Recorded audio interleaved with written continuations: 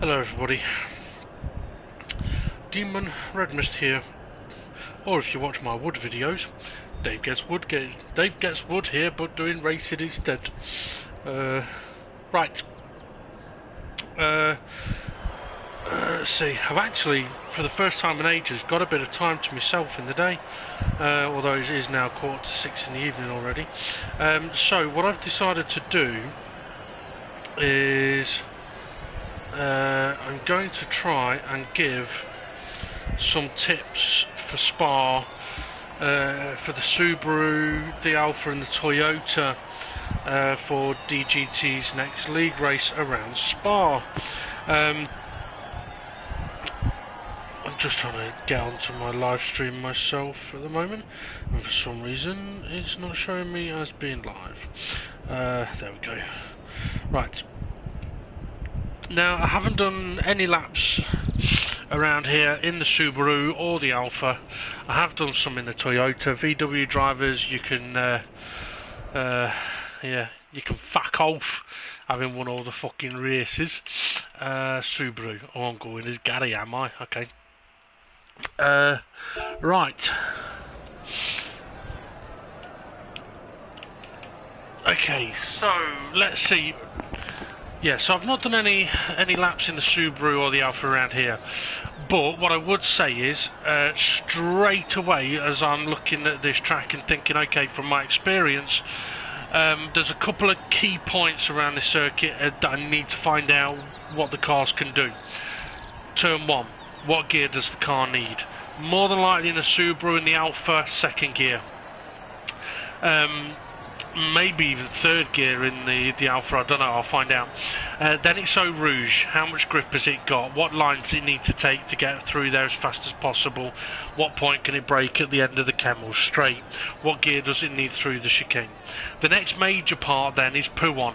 How will the car handle through Pouhon, or how do you need to drive Pouhon to consistently get through it without running wide and potentially spinning. So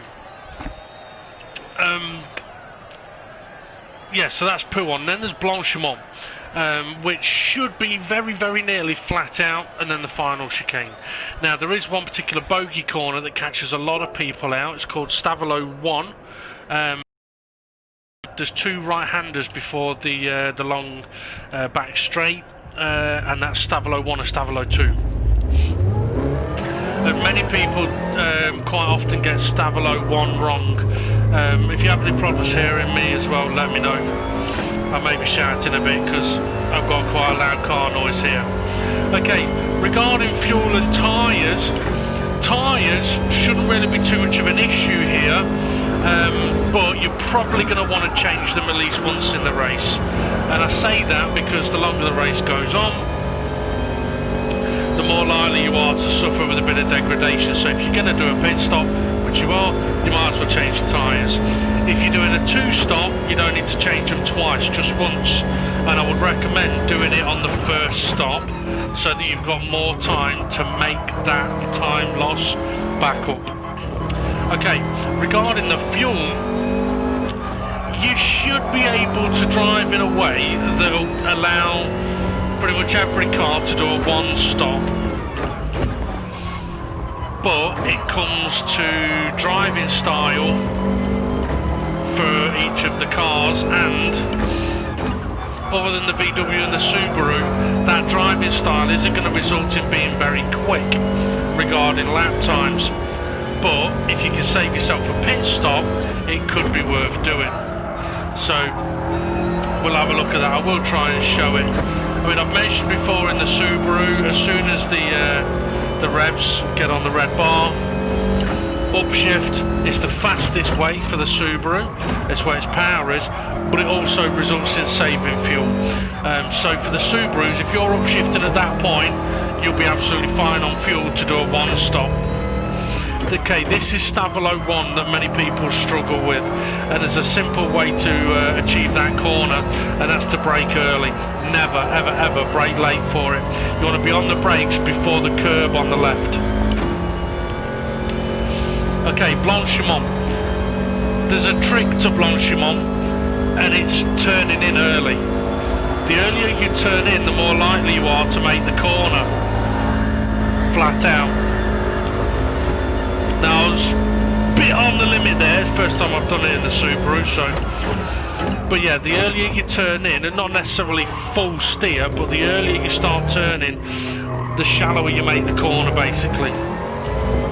Okay, second gear at the moment through the final chicane for the Subaru. Turn 1, we're looking at braking at about 100 metres. Second gear, and we want to get close to the apex curve preferably. A bit wide there I was. Okay, second gear on the exit. Short shifting here works in every car because it helps being downhill. If you are short shifting, chances are you're going to be in 6th gear for the hill. Avoid the curb on the right. You have much more control over where your car's going then. Now I did a little courtesy lift in there, always advisable, especially if you're in traffic. Otherwise the dirty air is going to absolutely ruin you. Okay, we're looking at braking at about 125 metres. Third gear. Try and avoid the curb on the left here. The more you take of it, the more you spin. Get over to the left for a lift and then floor it all the way through the corner. I'm a bit high on the revs there. Okay, brake before the curb. You can probably do this corner in third gear in the Subaru and the Alfa. Yep, it's got the power. Lift off. Patient, patient. Once we're at the curb, you can then go. That's no name. People struggle there as well by being too aggressive, usually on the way in. Dab a brake at the 50 down to 4th, turn in at the end of the curb. I was a little late turning in there, but yeah, turn in around the end of the curb, and then you'll find that you can start getting on the power a little earlier. Brake just before the curb, third gear corners, sacrifice the middle to be able to get on the power early. And then we're looking for that curb on the left. Brake before it to be able to clip the apex. Use the curb on the exit. Potential here. It's worth doing to save yourself from running off wide. Now I am using quite a bit of rev range, but it's because I'm talking and driving a car I'm not used to. Okay, Blanchiment. I'm going to get up to 6th gear. This time I'm going to knock it down.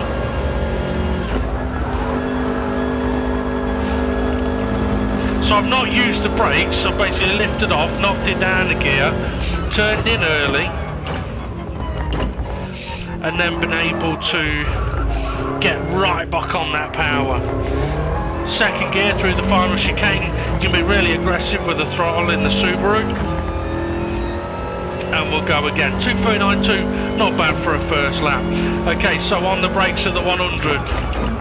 We want to get into that curb, that's better, so we can get on the power, full throttle.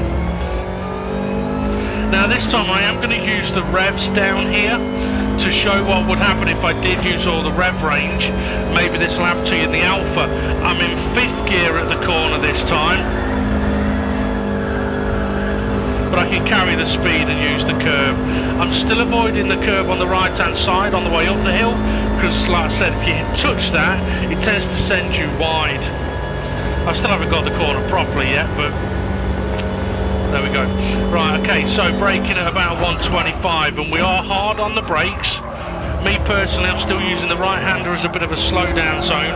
Avoid the curb on the left, sacrifice the exit, little lift to get on the power early through the right hander. Okay, on the brakes before the end of the curb, I'm going to go second gear this time, see what it's like. Yeah, it's too high on the revs, I'd want to change straight away. This is going to be too slow in 4th gear in the Subaru. Yeah, it's just too low in the rev range, so hold third gear there. Okay, we're looking for the 50 metre marker board. Dab a brakes, down a gear, end of the curb, turn in, and be on the power, nice and early.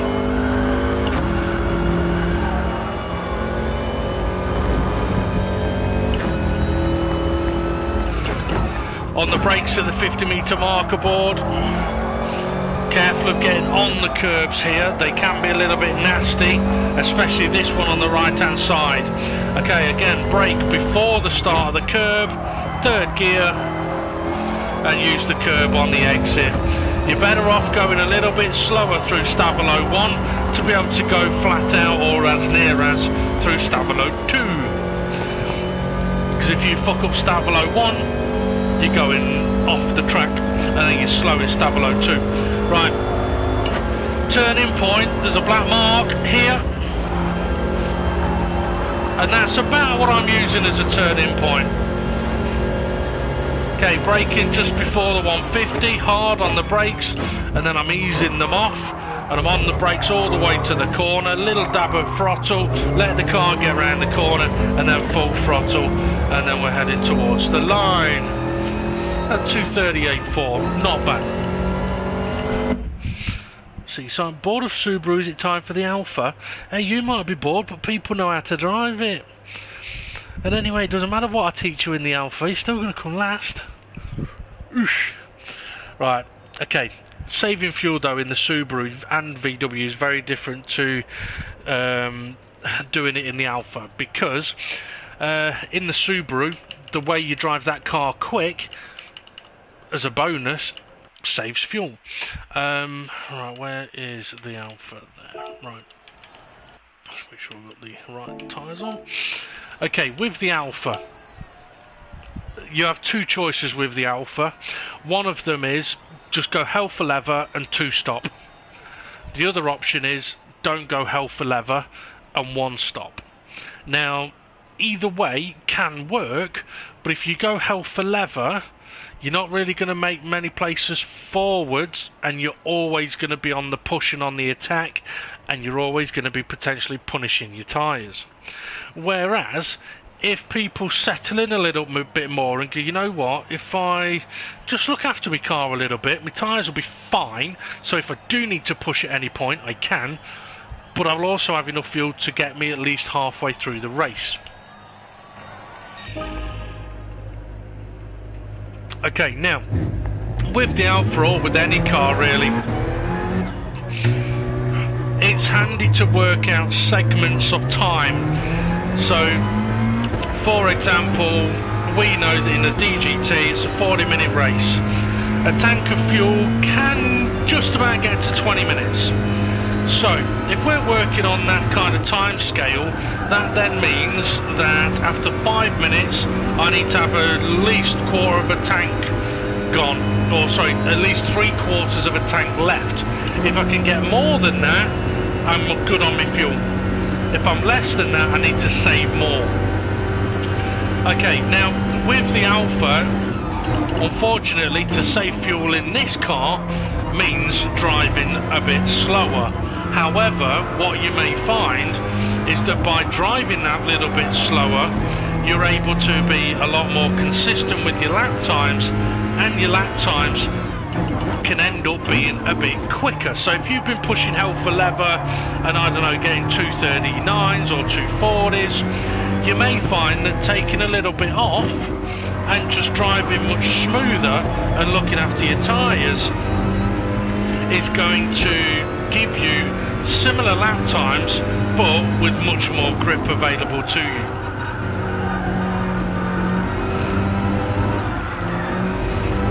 Be careful of running wider. Who on? Now, as for the braking zone, braking points, pretty much exactly the same as the Subaru, but if you're going to go down the fuel saving route, it does change slightly, and that's because the best way to save fuel,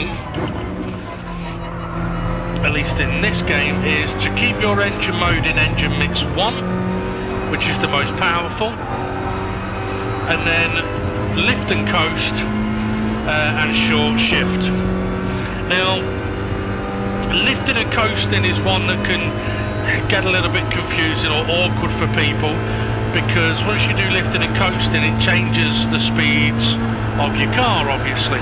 But for example, down here, if our braking point is 150, lift off now, go a little bit past the 150, and on the brakes, off them nice and early, a little gentler on the throttle through the corners, and then we're short shifting on the way out. So again, turn 100 metre braking point, But to lift and coast, I'm going to want to lift by the end of the wall, and then I can go a little bit past the 100 metre marker board and then make the corner. Now I'm going to do the short shifting as well in a similar way to the Subaru, but I'm going to let the red bar get just above my mile an hour. I'm going to do a courtesy lift here because it's going to save me fuel, and I'm going to be stable up the hill every lap. If I go flat out through Eau Rouge, it's going to burn that tiny little bit of fuel, and potentially I may be offline. Okay, braking points 125 metres, so I'm going to lift off 200 metres and then brake at the 100. Get down to third, off the brakes just before the corner, and now I can be completely under control going through these corners in the same way that I was in the Subaru, same gear, same line, but just lifting and coasting and braking a touch later. So sometimes you might see people braking later than you can and making a corner, but if they're lifting and coasting, that could be a big reason why. Okay, 50 metre marker board, stay off the throttle a little bit longer. Make sure that we're making the corner before you go back to full throttle. Saves a little bit of fuel, looks after the tyres, it keeps you decent lap times. Lifting off before the 50 metre marker board and then on the brakes. And we're just trying to be smooth here. Stabilo 1, lift off before the curb, dab of brakes, get into the apex, full throttle, and then short shift. Now because we're short shifting, we can go around here absolutely flat out, because we're not punishing the car trying to get round the corner. And when we get up to Blanchimont, which is the left-hander up here, again we should be able to stay in 6th gear, but we may still want to do a little courtesy lift. Yeah, tiny little courtesy lift. 128 mile an hour isn't bad. Lift off before the bridge, braking just after the 150. Not out of control, not sliding all over the place, not going to be ramming into the back of people, and saving fuel. Right, did a 328 out, lap of 241, so I've driven for over 6 minutes. Actually no, the out lap cannot have been a 328.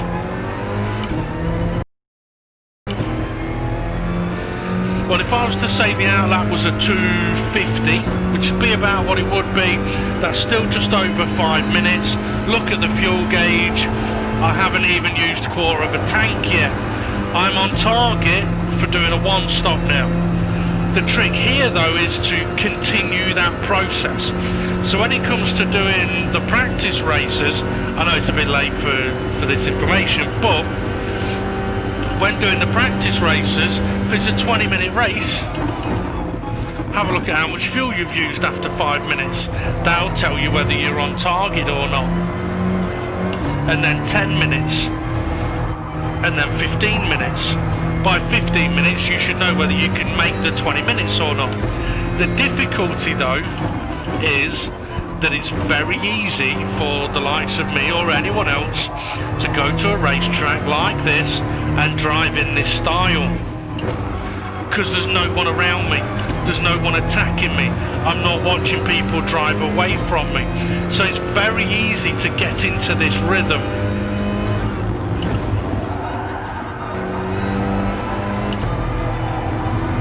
But if I did have cars around me, that's where, or you do, that's where you kind of have to actively go, right, I do not need to fight these now. I'm going to do my lifting and coasting and short shifting to save the fuel I need to get halfway through the race, so I only have to pit once.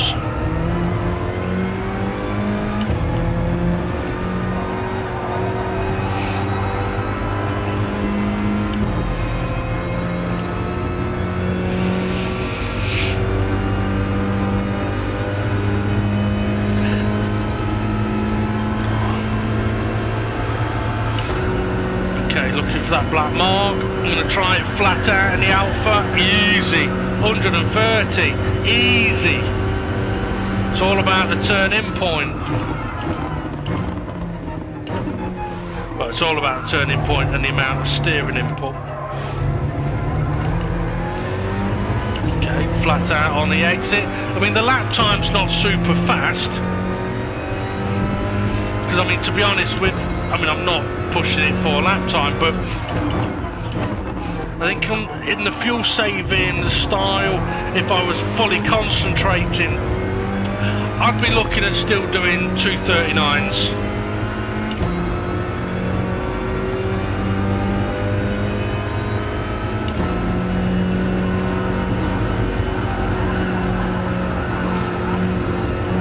Not made the corner, and that's why I was saying if you do the courtesy lift, you make the corner.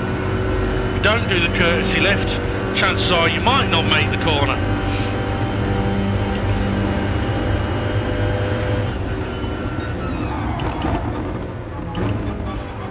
Now it can feel like a very slow way of driving like this, and in many respects it kind of is, but it's a very efficient way of driving with a short shifting. Now obviously one of the downsides is that a lot of the Alpha's power is in the higher rev range.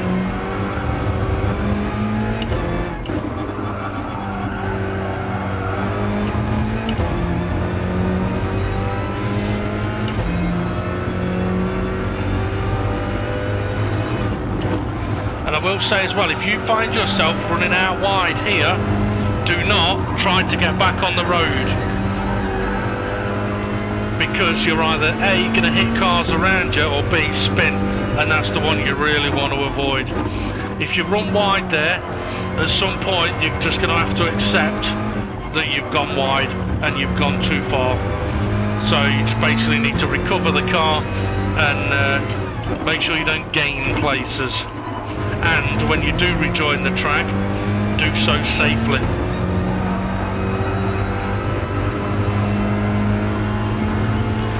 Right, just out of interest now, I mean I'm going to be jumping to the Toyota in a second, but just out of interest, I'm going to stay in 5th gear here and see what speed I can really attack Blanchimont in.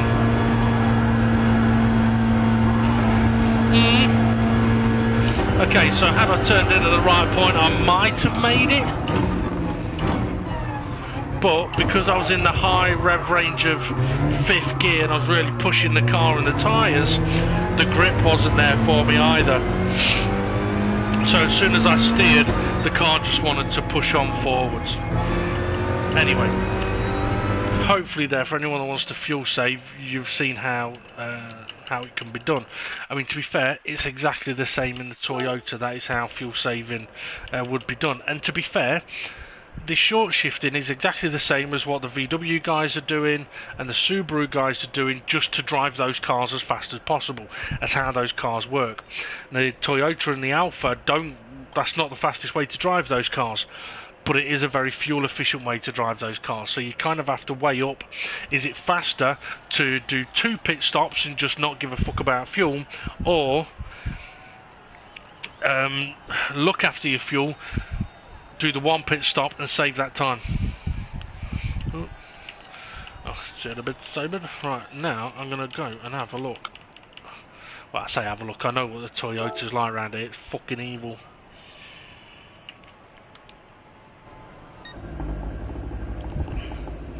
But in a minute, what I will be doing is, I didn't put it in the title, excuse me, but I will be going and jumping in the Mazda. The 787 Mazda. Okay, now the Toyota is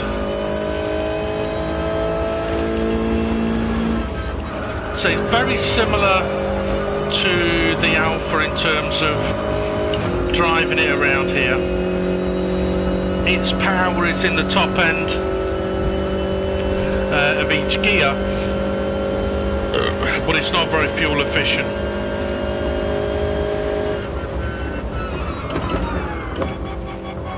but it is pretty damn good on the brakes.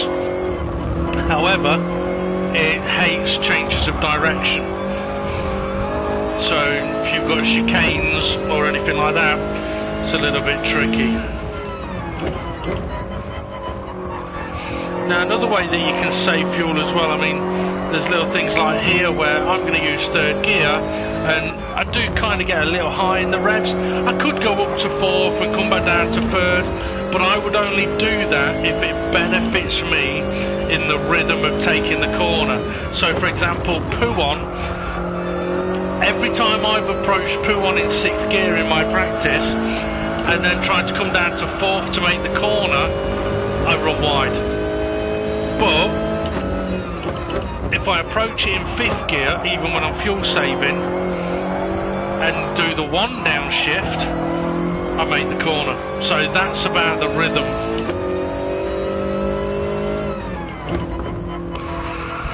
Now another advantage of lifting and coasting as well is that you never really need to brake anywhere near as much as if you're not lifting and coasting. For example, into the final chicane, I can absolutely nail the latest possible braking point, but you ain't doing that every lap.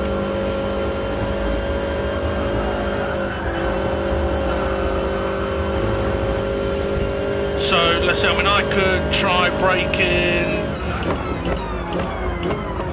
125 metres, and okay, I've made the corner, but well out of shape. And not very fuel efficient either. Plus, do you really want to overtake someone there? Because what are they going to do? They're going to follow you down here, follow you around the hairpin, follow you up Eau Rouge, and overtake you down the long straight. Okay, with the Toyota, its strength is high-speed corners. Because of its strength of turning, like that's the closest I've got to that curve. To be fair, it's easy in the Toyota because it has got very good turning.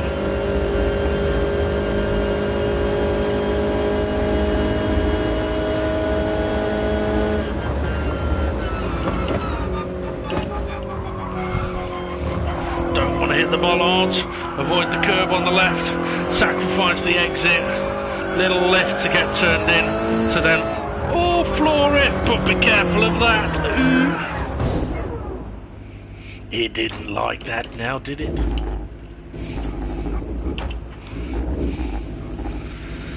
It's actually the first time I've spun it there in this car in the practice. Right. Well, that's why the Toyota is deemed to be the run to the litter. Okay, now obviously I've had a spin there, I've had a bit of a crash. My tyres have taken a little bit of punishment, not a lot, but a little. So what I'm going to need to do is just give myself a little bit of extra time now for the tyres to clean up and get back up to temperature.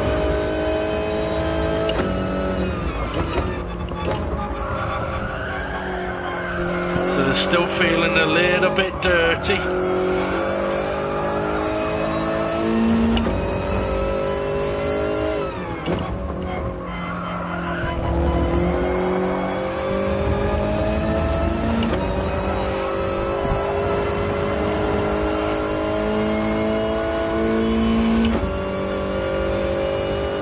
Now when it comes to the strategy for this week's race, I haven't worked out which way I'm going to go with it yet. But it's one of those where it's going to depend on what happens. Now you'll notice as well, flat out in the Toyota through Blanchimont. But as I've already said, its strengths are high-speed corners.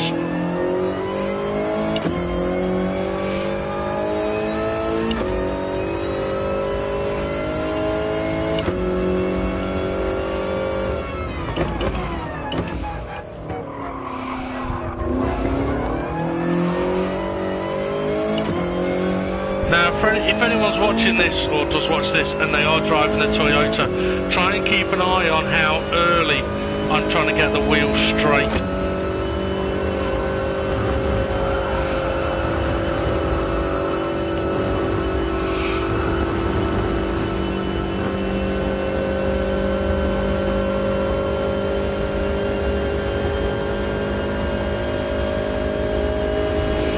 Spot that braking point, have to be careful here this time.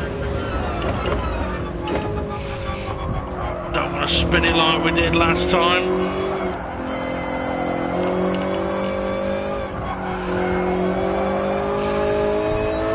Okay, gave the curb a bit of avoidance there, it worked nicely for me.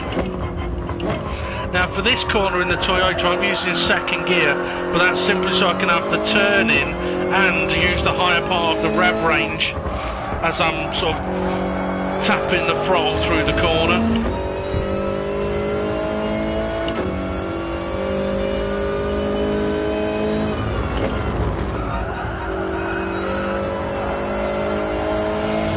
And you'll notice that in all three of the cars that I've used here, P1 I've treated the same way. Braking at that 50, downshifting once, turning in at the end of the curb. That rhythm works, that process works.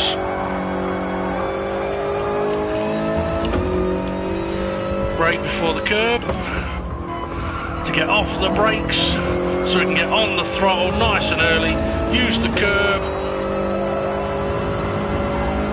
No courtesy lift needed in the Toyota.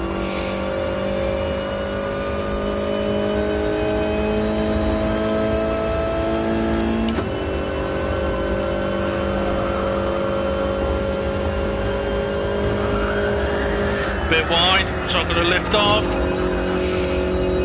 So even though I've gone wide there, I'm 10 mile an hour down. Now that'll get, as soon as I turned in I realised I was not making the apex. So straight away I was able to lift off. And the risk of the Toyota in the final corners, the risk of the spin.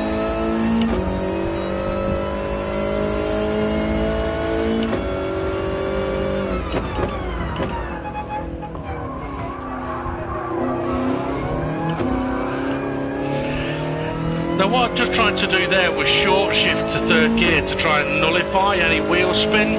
Unfortunately in this car that doesn't work.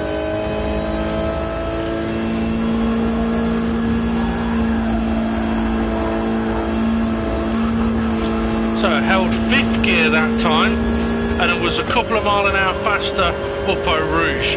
So that kind of shows the difference between short shifting and looking after your fuel and not. That extra mile an hour, 2 mile an hour, is it really going to benefit me? Maybe in qualifying, but in a race, no. No. Right, I am now going to give a bit of information about the Mazda, or have I not got, I haven't got the bloody settings.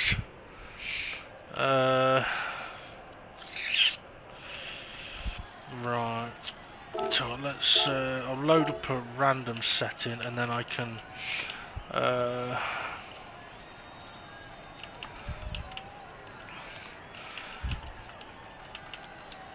sort the information out. Tyre wears times 8. No fuel depletion. Group 1s, no BOP, we're at 570. Brake horse, and we're at minimum weight. What I will say is as well, I will show this as well.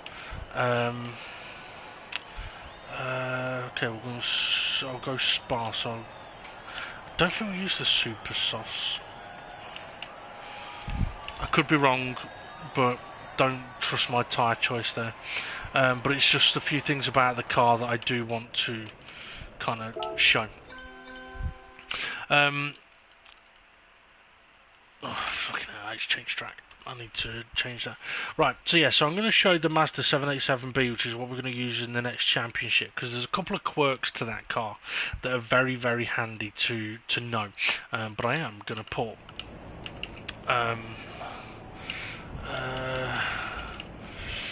Which one shall I go for? I could do Spa, couldn't I?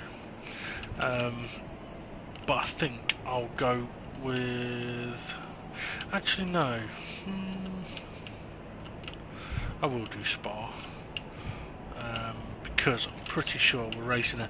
I know the track list has been put out, I just can't fucking remember it, so my apologies. Don't trust that time of day either. This is, like I said, this is just sort of examples. It's more of trick of the car rather than anything else. Okay, a couple of things to tell you about the Mazda straight away, and if I get a chance I will crop this part of the video and have it separate so that people don't miss it. One of the things with the Mazda, never use first gear unless you are stationary, and if you are stationary, be careful using first gear because it's possibly going to want to spin you. If you're in motion and you use first gear, you will spin. Right? So basically first gear is a gear you never need. We have rolling starts on, so for the championship, so you don't need it at the start. And even if you do spin, and I will show that as well, yeah, even if you do spin, you should be absolutely fine, as long as you do something similar to what I will show you. Right. A couple of reasons why the fuel depletion has not been put on for this car. One of them is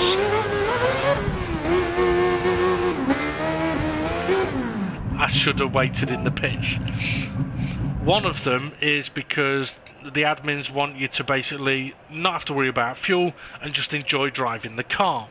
Another one is because the best way to drive this car is to rev the fuck out of it. And if we have fuel on, people are going to want to fuel save, and then you're into very different classes of racing. Because this is an old car, its gear changes take time, and it's very noticeable when someone changes gear. Plus, you can rev this car out. So, I'm going to show a couple of, or the way most people might drive it. Now, I love the sound of this car. We're up into 4th gear.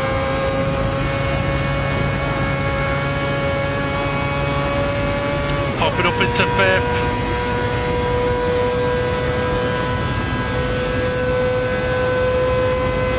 So we're doing 182.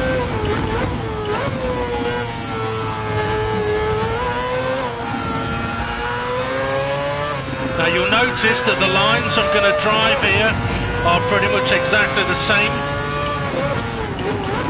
A couple of the braking points will change slightly because the ability of the excuse me, brakes on this car.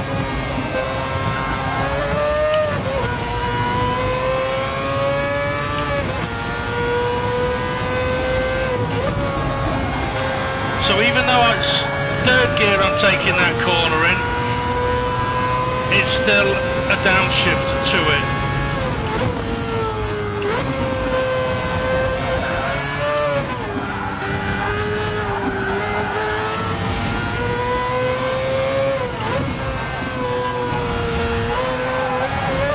Woo.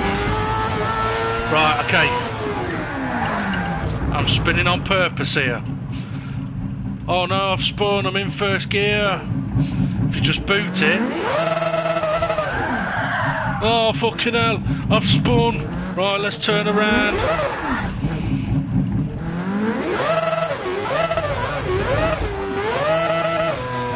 First gear is an evil bitch. You don't need it.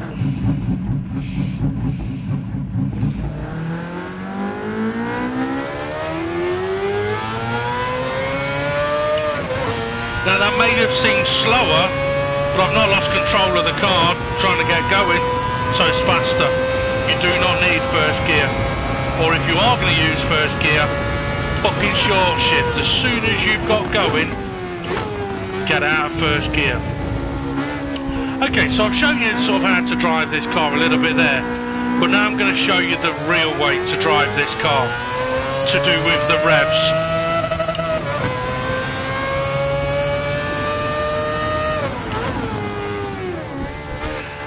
Now, what was it, 180 mile an hour we did last time at the end of the Camel Straight?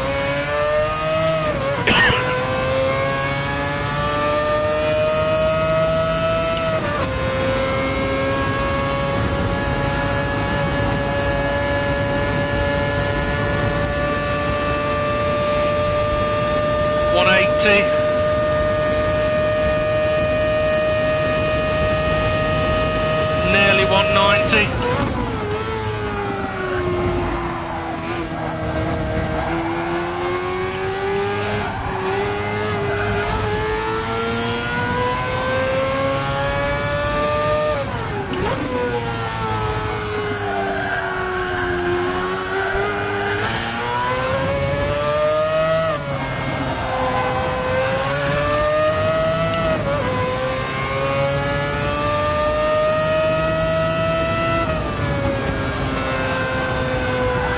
Now, because I haven't had the downshift there, it is slightly off rhythm, but it can still be done.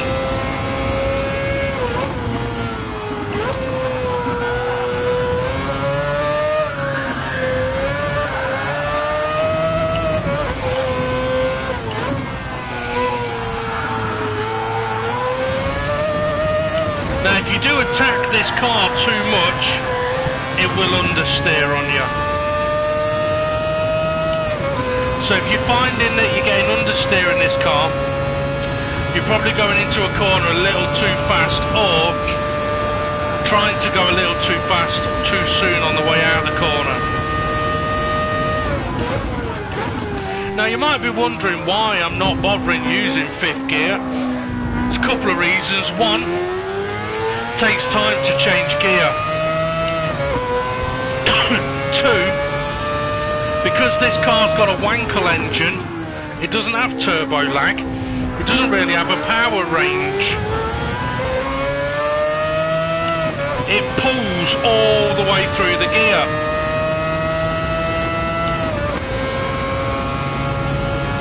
So by holding on to 4,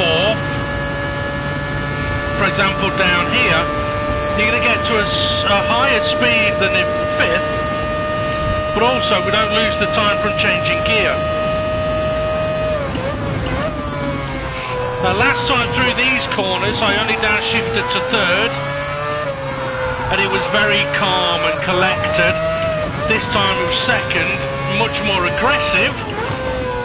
As to whether it's quicker or not, only time will tell. No point changing gear, just waste time.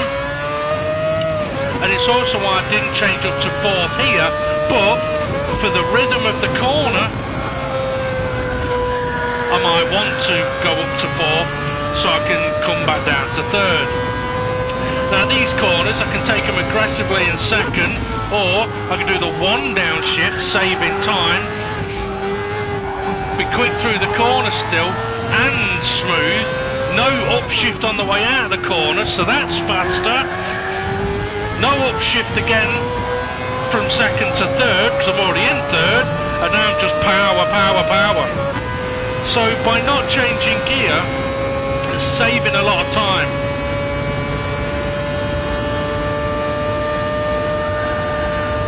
Blanchiment easily flat out.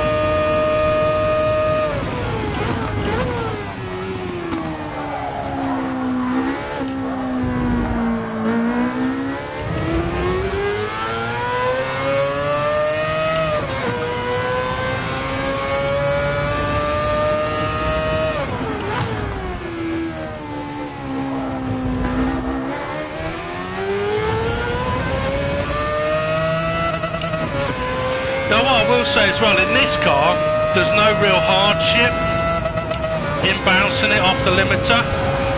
You're going to lose a fraction of time, but not as much as if you shift too soon. Now if you are in slipstream as well, and you're at this kind of rev range, yeah, use 5th gear. Use 5th gear as a slipstreaming gear.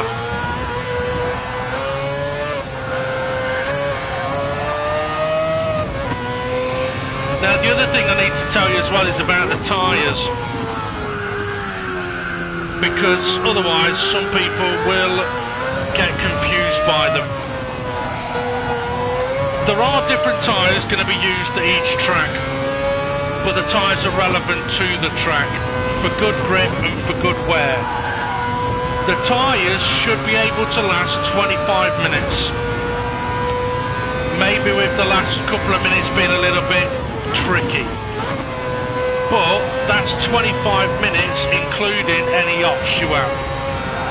So if you do have a crash or kill the tyres, don't panic, because as long as you allow the tyres to clean up and then warm up, you'll be absolutely fine. They keep their grip. But if you have an off and you try pushing 100%, you're going to go off again because your tyres are not ready.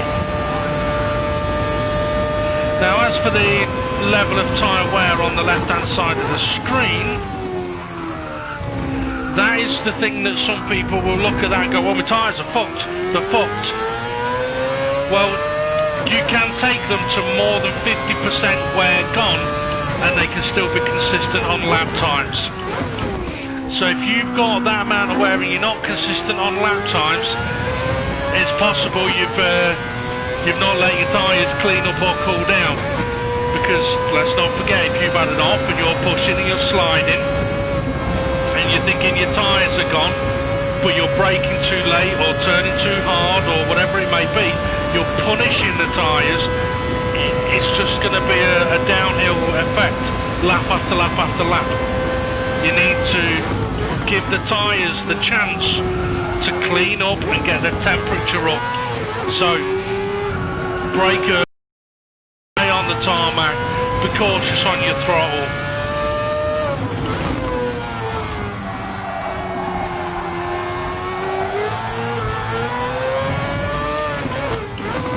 Didn't need to change gear then, cost so much time.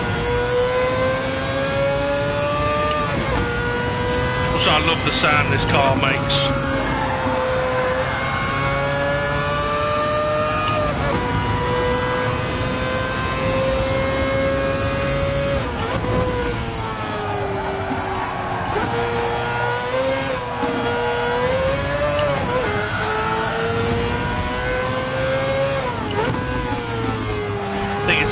I'm going to have to go and drive something shit before I do any practice for the special fork up, because this car handles way too nice.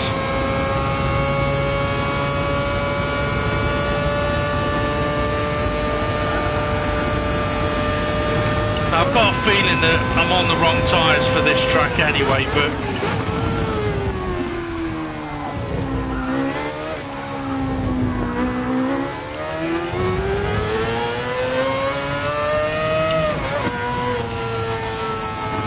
I mean, for fairly consistent-ish lap times, I mean, I'd be very happy with that, to be fair. Holy cow, that car is loud. But yeah, so hopefully I'll be able to show you a couple of little sort of, excuse me, tricks with the Mazda there. But yeah, rev it out. It does just save you so much time.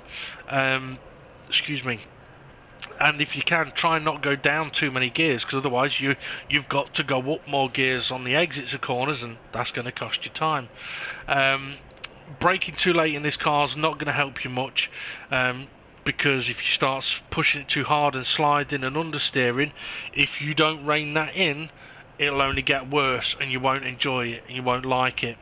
This is a car that you could probably lift a bit before corners, before braking, just to give yourself that little bit of margin. Not necessarily for fuel saving, because you don't need to. It would save a bit on your tyres, but it may also give you a little bit more stability when it comes to actually making the corners. But what I would say is, don't fear this car. This car loves to be driven, and if you fear it or you're timid with it, yeah, you might find yourself spinning around. But like I said, stay out of first gear and you've got a chance. Right, I'm going to end my stream there, so have a good one everybody, and I shall catch you later. See you in a bit, bye.